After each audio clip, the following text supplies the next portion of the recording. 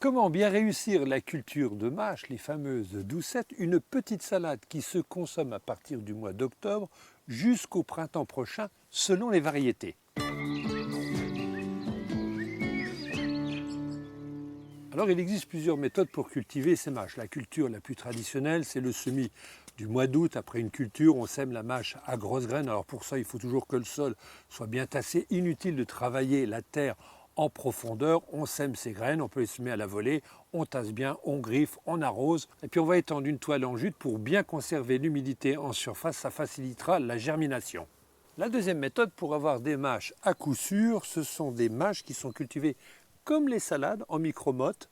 Donc elles sont déjà semées par les maraîchers à l'intérieur. Il y a 2 voire 3 pieds et on va les repiquer une à une dans le jardin, toujours sur un sol bien propre, bien nettoyé.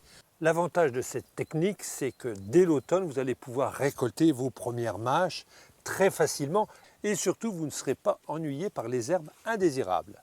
La troisième méthode, on va récupérer des mâches qui poussent spontanément dans le jardin. En fait, ce sont tout simplement des mâches qui ont été oubliées et qui se sont ressemées naturellement.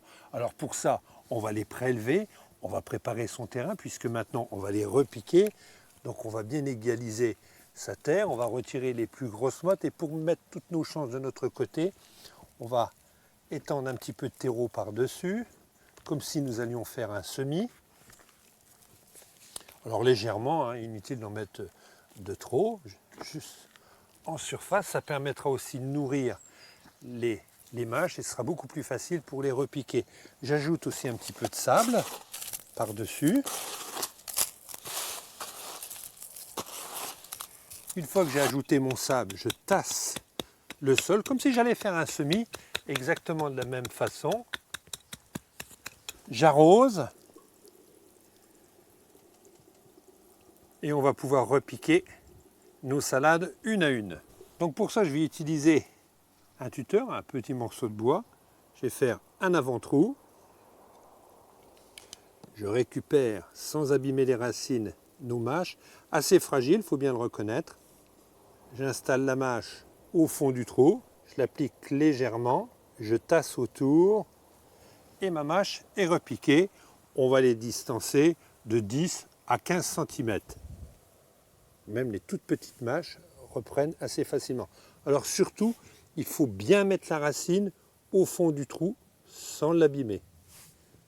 Donc c'est vrai qu'en servant d'un petit tuteur, c'est beaucoup plus pratique et on les repique une par une. Cette technique est aussi très intéressante si vous avez semé des mâches trop drues, ça vous permettra de les repiquer, d'en avoir beaucoup plus. Une règle quand même, il faut toujours les repiquer en automne pour qu'elles puissent se développer en hiver et se consommer au printemps.